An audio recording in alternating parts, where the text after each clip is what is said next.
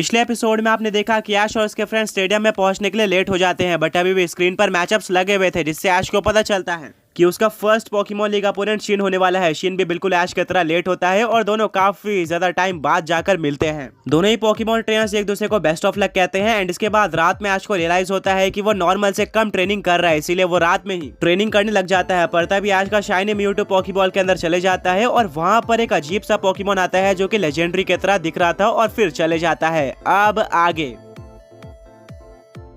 Mewtwo Poké Ball से बाहर आता है और ऐश को सब कुछ एक्सप्लेन करता है। एक्चुअली में वो हेक्टर का पोकेमॉन था जिसको हेक्टर ने म्यूटू को ढूंढने के लिए लगाया था। वो म्यूटू को सेंस कर सकता था, इसीलिए वो डायरेक्टली यहाँ पर आ जाता है। बट क्योंकि म्यूटू सही टाइम पर पोकेबॉल के अंदर चले गया था, इसीलिए वो लेजेंडरी पोकेमॉन म्यूटू को नहीं ढूंढ पाता और वो लेजेंडरी पोकेमॉन वहाँ से चले जाता है। बट हाँ, अगर म्यूटू थोड़ा टाइम भी लेट हो जाता तो उसके लिए मुश्किलें खड़ी हो सकती थी। लेजेंडरी पोकेमॉन उसको सेंस और स्पॉट कर सकता था, जिसके बाद हेक्टर उसको कैच करने यहाँ पर जरूर आता।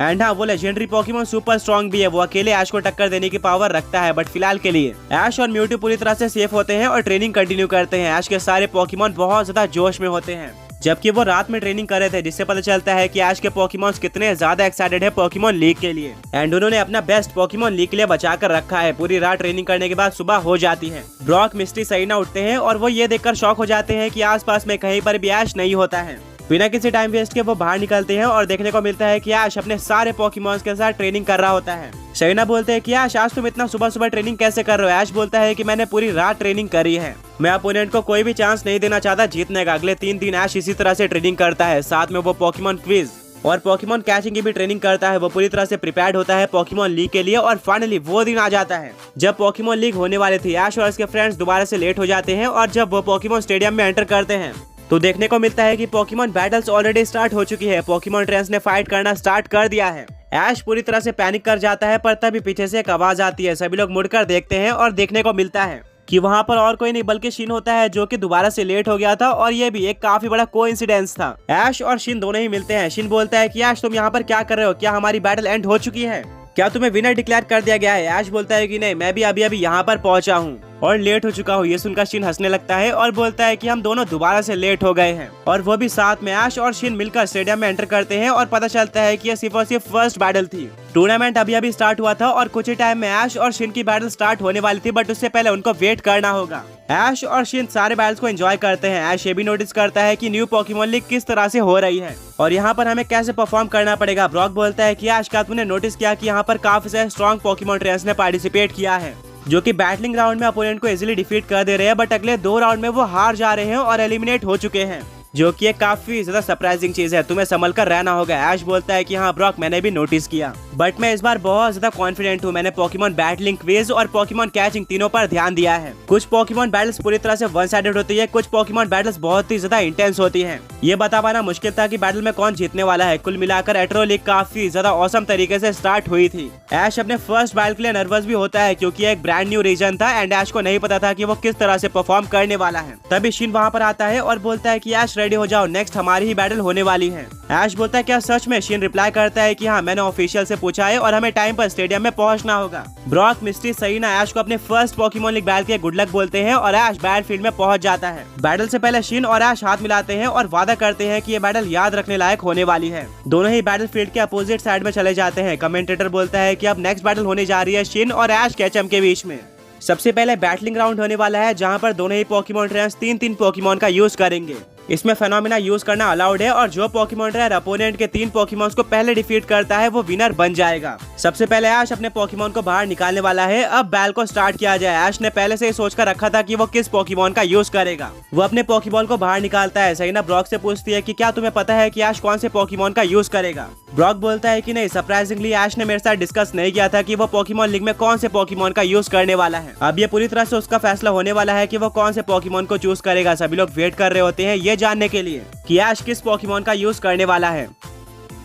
आगे बढ़ने से पहले पिछले पोके क्विज के विनर्स ये रहे एंड आज का क्वेश्चन ये है कि ऐश ने अपने जर्नी में सबसे पहला लेजेंडरी पोकेमॉन कौन सा देखा था। ऐश अपने पोकेबॉल की तरफ देखता है और बोलता है कि मुझे तुम्हारे ऊपर पूरा भरोसा है, हमने साथ में बहुत ज्यादा ट्रेनिंग करी हुई है और अब तुम्हारी परफॉर्मेंस देखकर सभी लोगों को शॉक करने का टाइम आ चुका है। जाओ म्यूटू।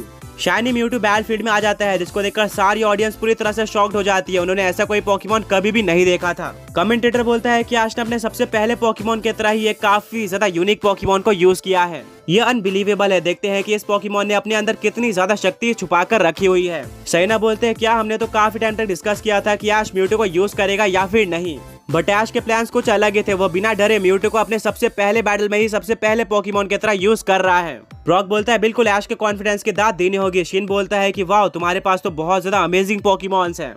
बट अब मेरी बारी है। शिन अपने पोकेबॉल को निकालता है और एक एड्रो पोकेमॉन को बैटलफील्ड में भेज देता है। इस पोकेमॉन के बारे में और भी जानने के लिए ऐश अपने पोकेडेक्स को बाहर निकालता है एंड उसको पता चलता है कि इस पोकेमॉन का नाम ल्यूजीफोरस था। ये एक सूडो लेजेंडरी पोकेमॉन है जिसकी टाइपिंग डार्क और ड्रैगन टाइप है। ऐश बोलता है कि एक सूडो लेजेंडरी पोकेमॉन इंटरेस्टिंग, मैं इससे फाइट करने के लिए बहुत ज्यादा एक्साइटेड हूँ। रेफरी बोलता है कि फर्स्ट बैटल ऐश के शाइनी म्यूटू और शिन के ल्यूजीफोरस में होने वाली है। बिना किसी टाइम वेस्ट के ऐश अपने मेगा स्टोन को बाहर निकालता है। सैना बोलते हैं क्या जो मैं सोच रहे वो सच है? ऐश अपने मेगा स्टोन को इतने जल्दी बाहर क्यों निकाल रहा है? ब्रॉक बोलता है कि जरूर इसके पीछे ऐश की कोई स्ट्रैटेजी होने वाली है। अभी तक उसने एड्रो में कोई भी फेनोमेना यूज नहीं किया था। लगता है वो अपनी सारी हिडन पावर्स को फर्स्ट बैटल में ही शो करना चाहता है। ऐश बोलता है कि म्यूटू अब टाइम हो चुका है मेगा इवॉल्व करने का।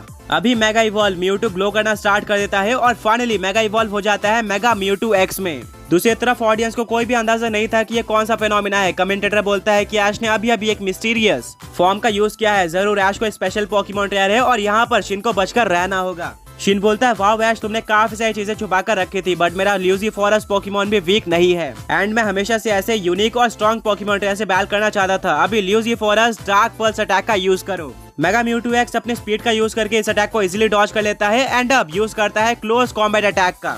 यह अटैक इतने ज्यादा स्पीड से किया गया था कि ल्यूजीफोरस अटैक इसको डॉज नहीं कर पाता एंड उसके ऊपर क्लोज कॉम्बैट लग जाता है। मेगा म्यूटू एक्स ल्यूजीफोरस पोकेमॉन के ऊपर पंचेस की बारिश कर देता है और क्योंकि ल्यूजीफोरस एक डार्क टाइप पोकेमॉन था इसलिए यह अटैक सुपर इफेक्टिव भी होता है, जिसके चलते ल्यूजीफोरस को बहुत ज्यादा डैमेज पड़ता है और वो पीछे स्टेडियम के वॉल पर जाकर टकरा जाता है। ऑडियंस पूरी तरह से शॉक्ड रह जाती है। कमेंटेटर बोलता है कि बैटल का स्टार्ट बहुत ही ज्यादा औसम तरीके से हुआ है। मिस्टीरियस पोकेमॉन म्यूटू ने दिखा दिया है कि वो कितना ज्यादा स्ट्रॉन्ग है और वो बैटल को इजीली जीत सकता है। शिन बोलता है कि ल्यूजीफोरस क्या तुम ठीक हो? बट ल्यूजीफोरस की आंखें बंद होती है, वो कुछ भी आंसर नहीं दे रहा होता है। शिन बहुत ही ज्यादा टेंशन में आ जाता है और बोलता है कि ऐश मानना पड़ेगा तुम्हारा म्यूटू सुपर स्ट्रॉन्ग है। मुझे बिल्कुल भी अंदाजा नहीं था कि तुमने इतने सारे सीक्रेट छुपा कर रखे होंगे, बट मैं भी अपना बेस्ट देने वाला हूँ। कुछ सीक्रेट्स मेरे पास भी। इतना बोलते हैं ल्यूजीफोरस पोकेमॉन वापस से उड़ जाता है, वो आगे बैटल कर सकता था। शिन बोलता है कि ल्यूजीफोरस अभी मेगा म्यूटू एक्स के ऊपर ड्रैगन रश अटैक का यूज करो।